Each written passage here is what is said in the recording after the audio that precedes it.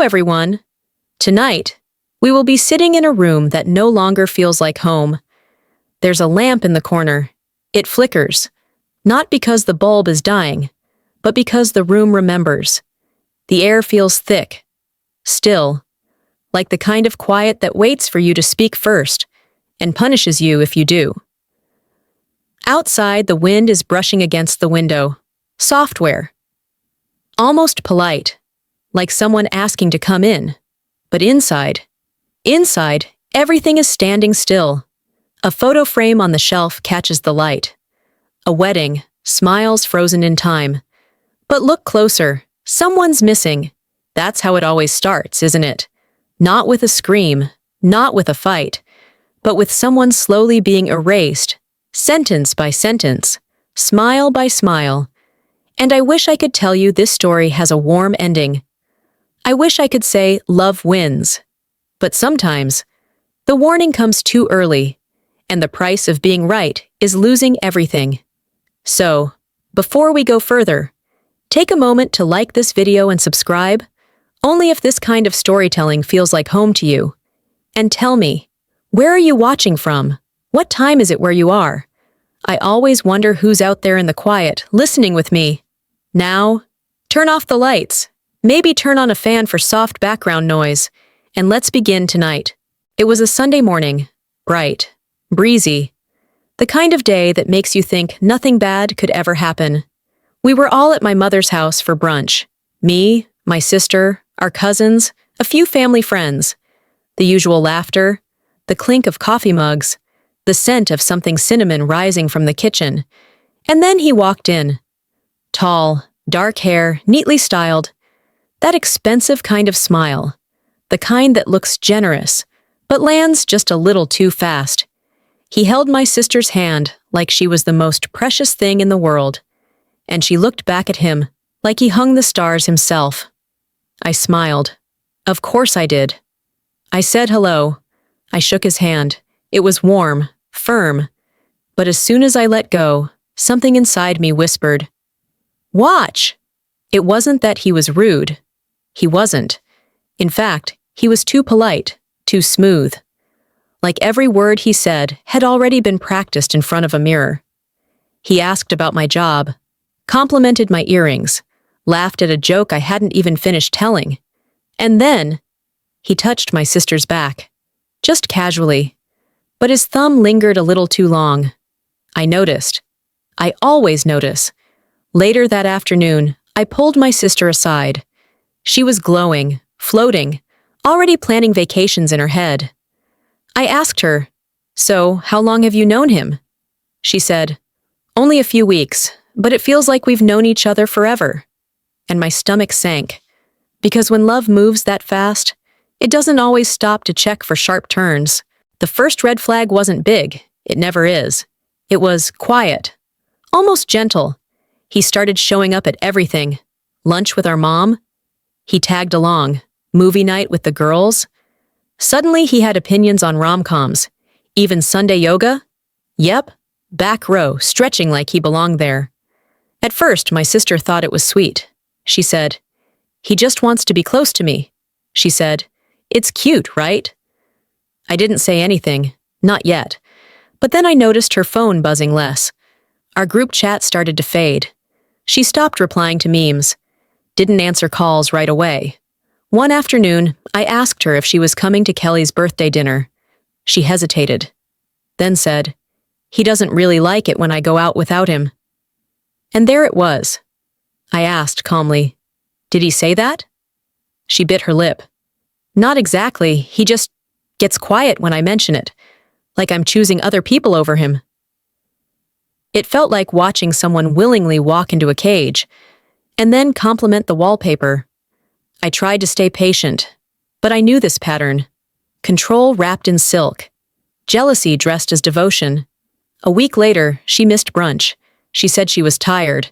I told her I'd swing by with coffee anyway. When I got there, she met me at the door, hair undone, face pale. "He wasn't there," she said, but her smile was hollow, like someone else had borrowed it. I handed her the coffee.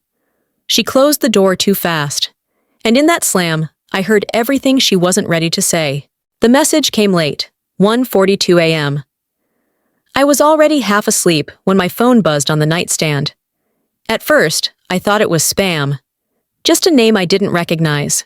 No profile picture. But the subject line made my heart knock against my ribs. "You don't know me, but you need to read this." I sat up, blinking, cold fingers hovering above the screen. The message was short, barely 3 lines. "I used to be with him. Don't let your sister go through what I did. He's not who you think he is." No details, no threat, just that chilling certainty, the kind that comes from scars that haven't healed. I read it again, and again, and again. Then I looked at the contact information. I searched the name. Nothing. But one image popped up, a blurry photo on an old Facebook post. Same man, same jawline, arm around a different woman. No mention of my sister, no mention of any breakup. Just a caption. He said he'd never leave. He lied. That night, I barely slept. The walls of my bedroom felt too thin, like every shadow might bring an answer I wasn't ready for. In the morning, I showed the message to my best friend. She raised an eyebrow. "You think it's real?" she asked. "I don't know," I said. But deep down, I did. Something in my chest was already bracing for impact. That afternoon, I called my sister. I didn't even bring up the message. I just asked how she was doing. She sounded tired, said she had a headache, said he'd been moody lately. Then she changed the subject, asked if I could lend her some money. Just a little, just until payday. My stomach turned, because I knew she'd never asked me for money before, and I had a sinking feeling she wasn't the one who needed it. I couldn't sit with it. That message, her voice, the money, the way she brushed everything off like it was all just a little dust on the surface, when I knew something darker was soaking in underneath. So I started digging. Not to spy, not to snoop, but because no one else would. I started with his name, the one I thought I knew, the one my sister always said with a dreamy lilt, like it tasted like safety. It led to a LinkedIn profile with almost nothing on it. No photo, no job history, just a vague job title and a city he hadn't lived in for years. I looked up his number, reverse search, a few paywalls, and then, bingo. A user profile from an old car forum, a username he'd used years ago, and that led me to a comment thread from 2017, a messy argument between users. One person accused him of taking a deposit and disappearing. No follow-up, just one word, scammer. I went deeper, an archived news article, no mugshot, no charges, but a suspicious disappearance from a local business he co-owned. One day, he was there. The next?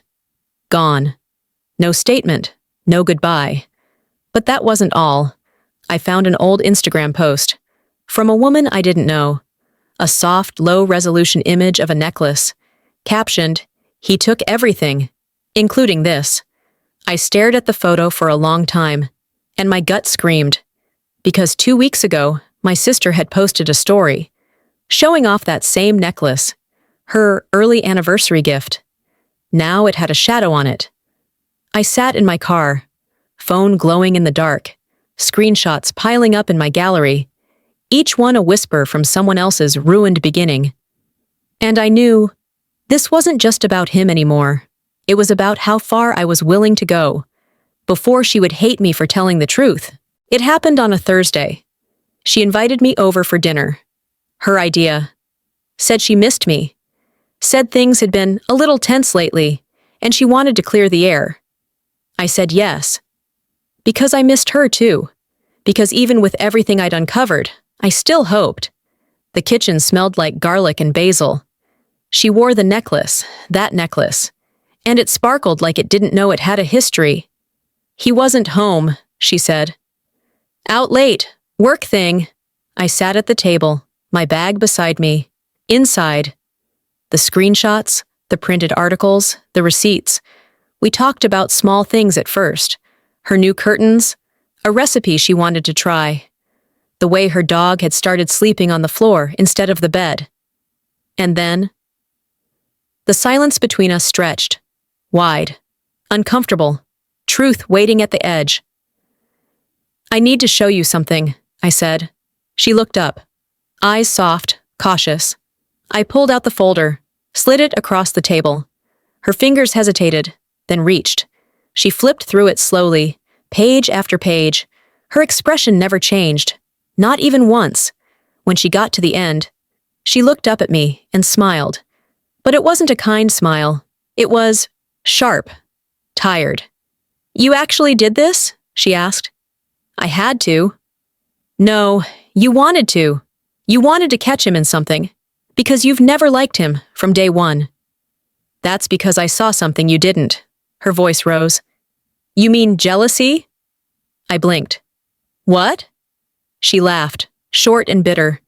You've never been able to stand it when someone else is happy. My heart cracked in a place I didn't know existed. I'm not jealous, I whispered. I'm terrified for you. She stood up. Take your papers, take your accusations, and stay out of my marriage. I stood too, hands shaking. You're making a mistake, I said. She stared at me, hard, and said words I'll never forget. Then let me make it without you. The wedding was small. Backyard, string lights, mason jars. The kind of setup that photographs beautifully, even if the story behind it doesn't. I wasn't invited. Well, I was. Technically, the invitation came in the mail 2 days after our fight. No note, no text. Just my name printed in soft cursive on thick cream paper, like nothing had happened. Like I hadn't been called jealous. Like I hadn't been told to stay out of her life. I didn't go. I sat on my porch that afternoon with a mug of tea that went cold too fast. The sun was too bright. The world kept spinning. A few family members called later. They asked if I was okay. Some were surprised I hadn't shown up. Others, not so much. She looked beautiful, one cousin said. She looked thin, another whispered. I scrolled through photos online that night. Her smile was tight in every picture. He held her waist a little too close.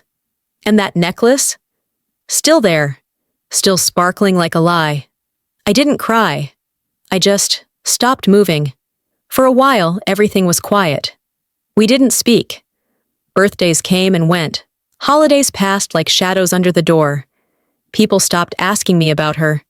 They learned to skip her name around me like it was something fragile. But I didn't forget. I remembered how she used to braid my hair when we were kids, how we used to talk in whispers under the covers about wedding dresses and first dances. And now, she had all of that. And I had silence. A silence I didn't choose. A silence she handed me with a ring on her finger. And a door slammed in my face. The first crack came in the middle of the night. Again. My phone buzzed at 3:07 a.m. Her name lit up the screen like a ghost I hadn't invited back. I stared at it. 1 ring, 2, 3, and then I picked up. She didn't say hello. She didn't even breathe at first. Just the soft static of someone trying to figure out if they were brave enough to speak. Then, finally, I didn't know who else to call. Her voice was small, fragile in a way I hadn't heard since we were kids. What happened? I asked. Silence. Are you safe? A beat. I don't know. That's when I stood up, pulled on jeans over my pajamas, grabbed my keys, didn't even brush my hair. She wouldn't tell me more, just said, "Please, I don't want to be alone tonight." By the time I got to her place, the porch light was on. She opened the door before I knocked. Her eyes were red. No makeup, sweatshirt too big for her shoulders. I stepped inside. Everything looked perfect. Too perfect. Candles lit, blankets folded, one plate in the sink. But the silence in the room felt wrong. He wasn't home. She didn't say his name once, just curled up on the couch with her knees tucked tight to her chest. I didn't ask questions, not that night. I just sat beside her, waited. Eventually, she said, he got angry. Over nothing. I said I wanted to visit Mom next weekend, and he just... Her voice trailed off. Her hands were shaking. I didn't mean to upset him, she whispered. That line, it broke something in me. Because when you start blaming yourself for someone else's storm, you forget what sunshine even feels like. She fell asleep on my shoulder. I stayed awake the whole night, listening to the clock tick, waiting for the front door to creak open, for boots on the floor, for a shadow. But no one came. And somehow, that made it worse. The next time I saw her, it wasn't at her house. It was the hospital. She didn't call me this time. It was Mom. Her voice was trembling through the phone. She slipped in the shower, she said. But the way she said it, slow, unsure, it didn't sound like a fact. It sounded like something she'd been told to say. I got there in under 20 minutes. She was in a room at the end of the hallway, curtain half drawn, IV running. When I stepped inside, she didn't look surprised, just tired. Eyes rimmed with red, hair tied back in a way that felt rushed, not neat. There were bruises, some visible, some you could only feel if you knew where to look, like the way she winced when she shifted her weight, or how she jumped when the nurse opened the door without knocking. "I'm fine," she said, voice flat, like someone who's practiced the line in the mirror. I didn't ask what happened. I knew she wouldn't tell me. Instead, I asked where he was. She blinked slowly. He had to work. Work? While his wife was in a hospital bed? I bit my tongue. The nurse returned with a clipboard, asked about insurance, emergency contact. My sister hesitated. Then, softly, she said my name. Not his. My name. She looked at me, not quite apologizing, not quite explaining. And for a moment, we were sisters again. But it didn't last. As I drove her home the next day, she didn't speak much. She stared out the window, arms folded.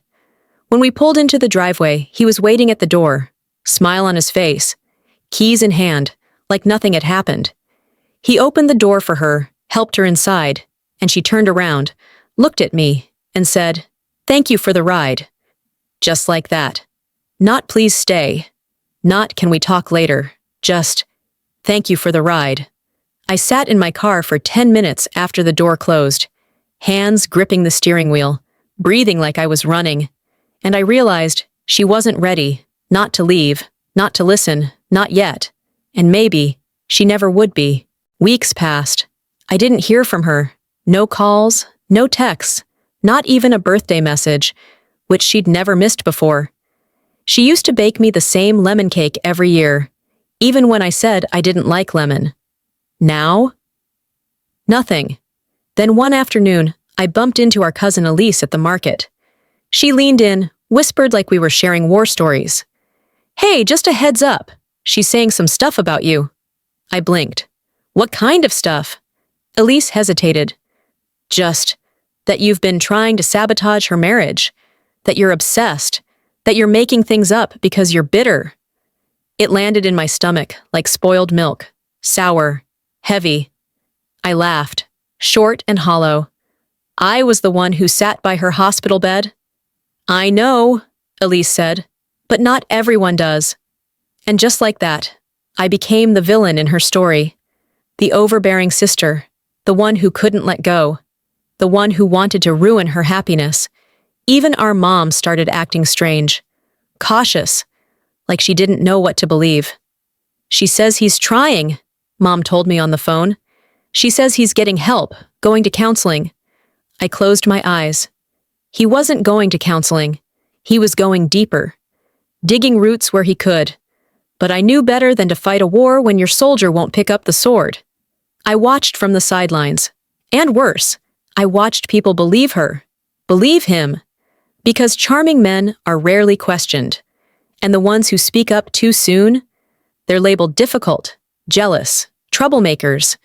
It hurt, more than I admitted to anyone, because I didn't just lose my sister.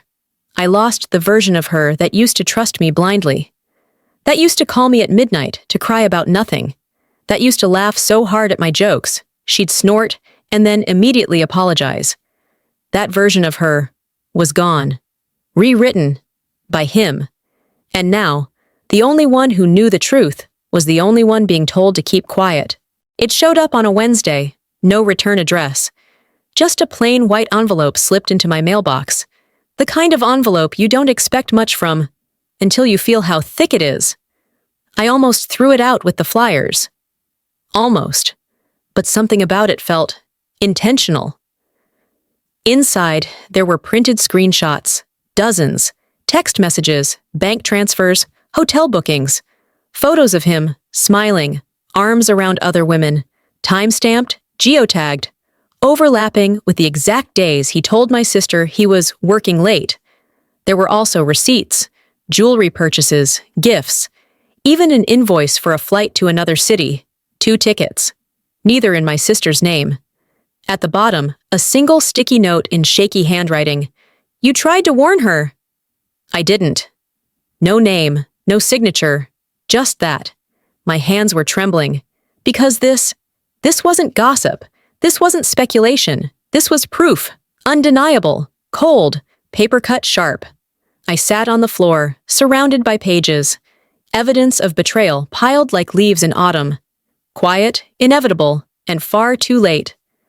I didn't know who had sent it. Maybe one of the women. Maybe someone else he hurt. Someone who'd finally had enough.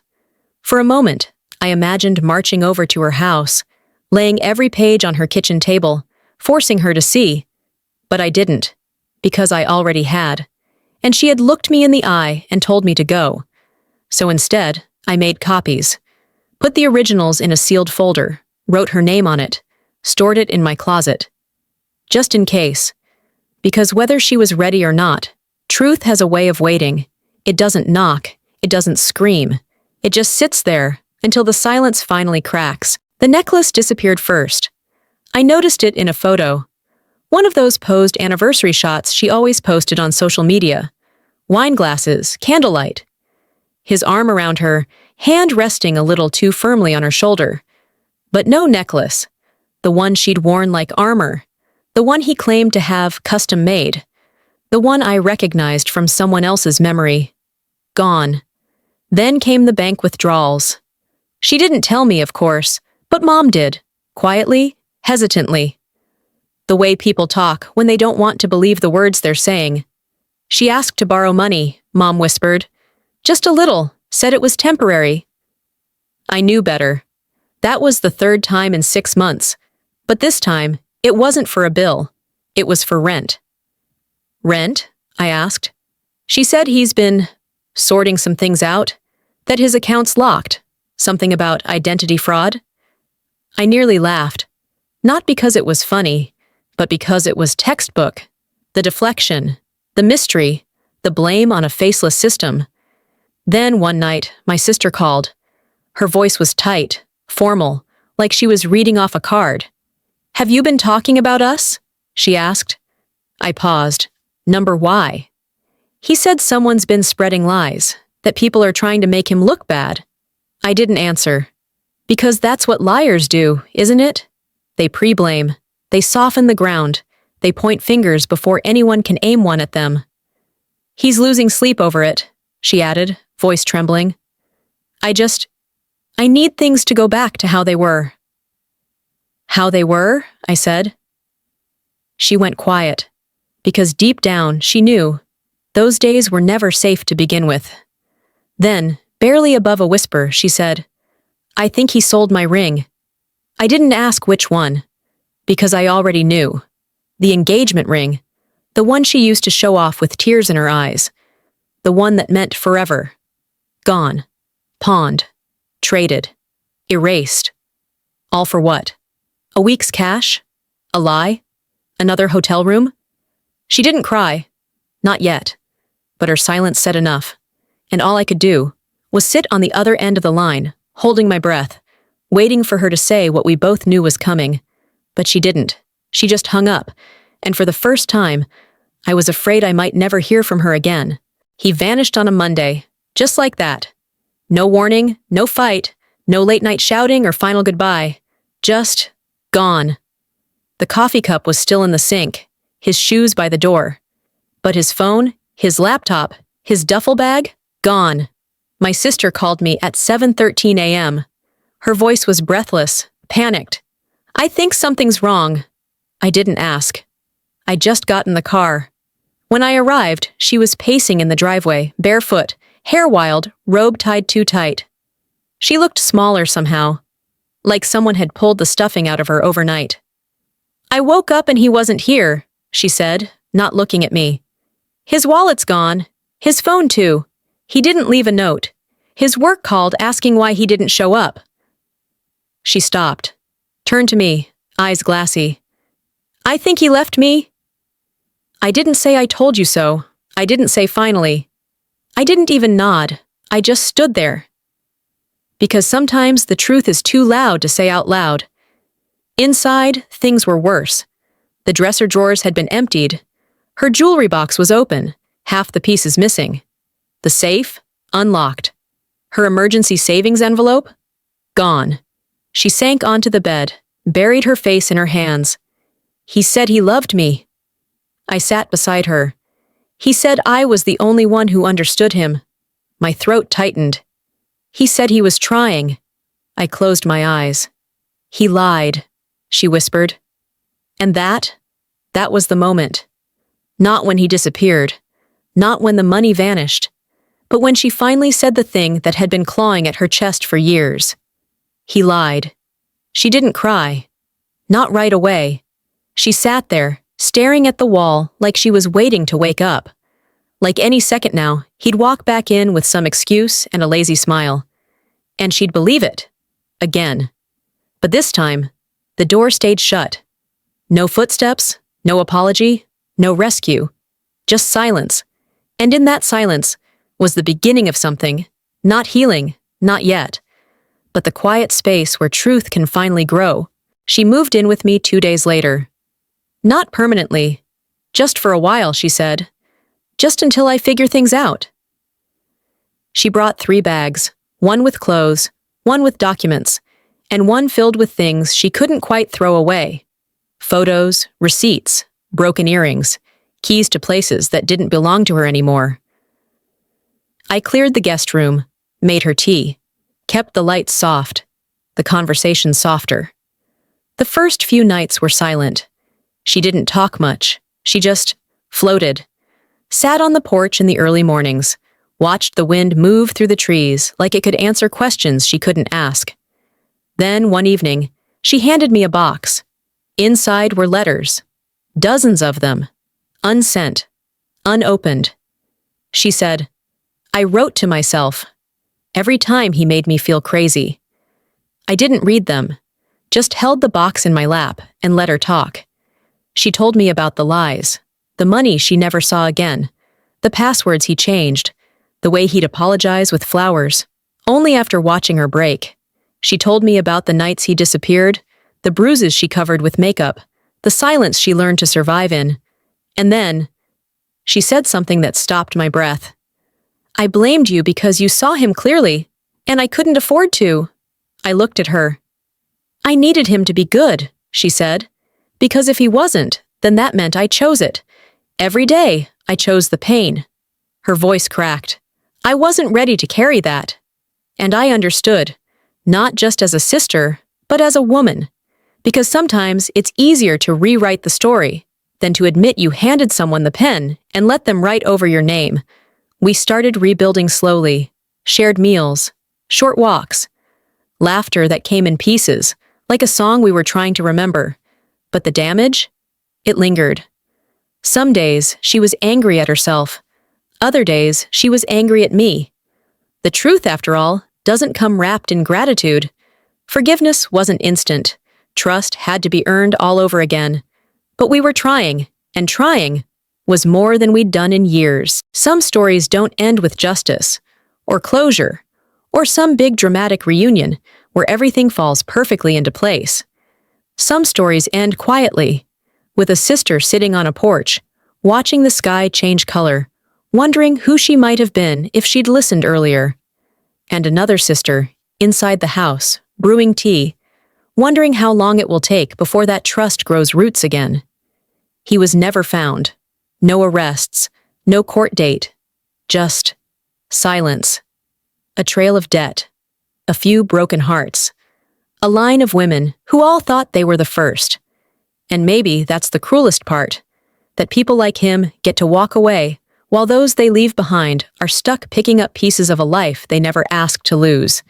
My sister is rebuilding, slowly. Some days are better than others. She found a new job, bought a secondhand car, started writing again, just for herself, in a notebook she doesn't let anyone read. We don't talk about him much anymore, not because we're afraid, but because we've already given him too many pages in a book that was never his to write. And me? I learned that warning someone doesn't always save them. Sometimes love isn't enough. Sometimes people need to fall hard before they reach for your hand again. I also learned that the people we try hardest to protect are often the ones who hurt us the most when they turn away. Not out of malice, but out of fear. Fear of being wrong, fear of being alone, fear of staring at the truth too long. Still, I don't regret it. Not one word, not one warning, not even the silence that followed. Because sometimes being right hurts more than being ignored. But I'd rather hurt for the right reasons than stay silent for the wrong ones. If you're still here, thank you. Thank you for sitting with me in the quiet, for walking through this story one breath at a time. And if you've ever been the one who saw the red flags, who spoke up, who got blamed, I see you. Don't stop loving. Don't stop warning, even if they don't listen right away. Someday, they might. And when they do, they'll need someone who still answers the phone. I'll be back soon with another story. Another window into someone else's quiet storm. Until then, let the light fade. Let the words linger. And let the silence, for once, be kind. End of script. Good night.